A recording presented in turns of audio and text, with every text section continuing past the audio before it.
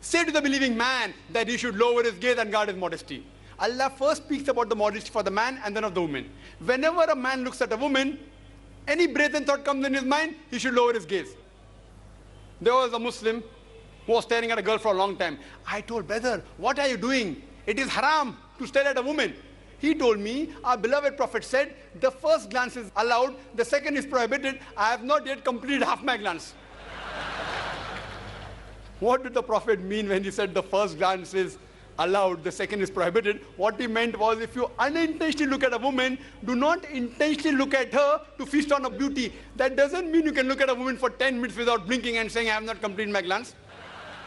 The next verse speaks about the hijab for the woman. Allah says in Surah Nur, chapter number 24, verse number 31, say to the believing woman that she should lower her gaze and guard her modesty, and display not her beauty except what appears ordinary of, and draw her veil, a head covering over the bosom, except in front of her father, her husband, her sons, and the big list of mahrams who she cannot marry is given. And the criteria for hijab is given in the Quran, the Sahih Hadith. There are basically 6 criteria. The first is the extent. That is, the extent for the man is from the navel to the knee.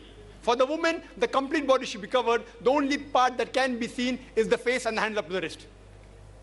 The remaining 5 criteria are the same for the man and the woman. The second criteria is the clothes they wear, it should not be transparent so that you could see through.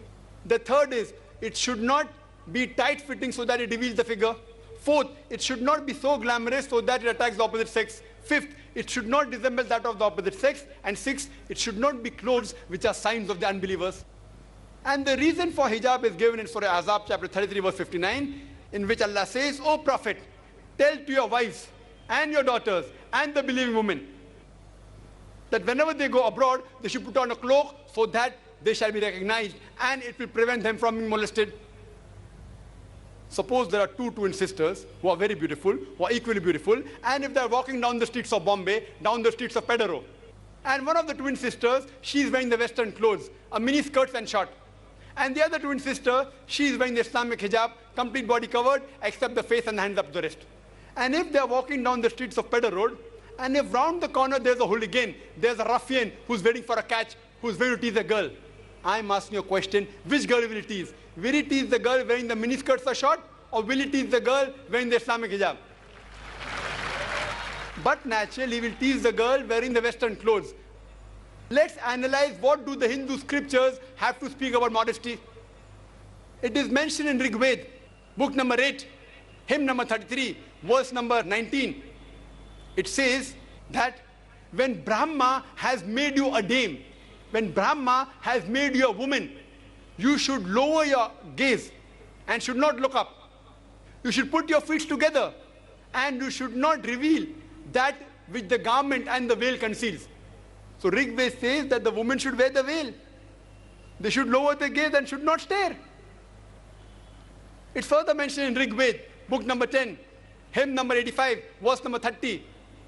It says, unlovely is the person, is the husband who covers his thighs with the garment of the wife.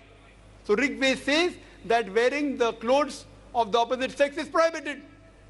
It's further mentioned in Mahavir Charit, Act 2, page number 71, that Rama says, when Parusharam comes, Rama tells his wife Sita that he is our elder.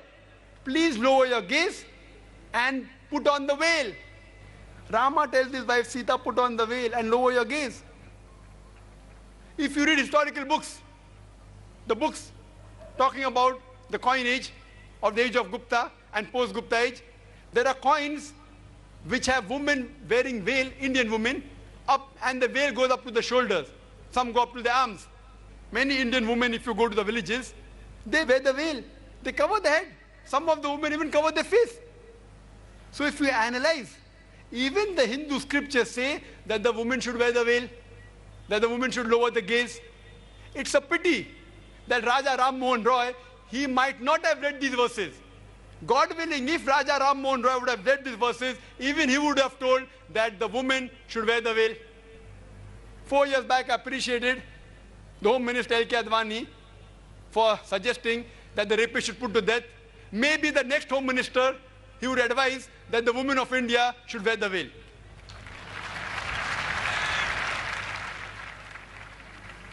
Yes.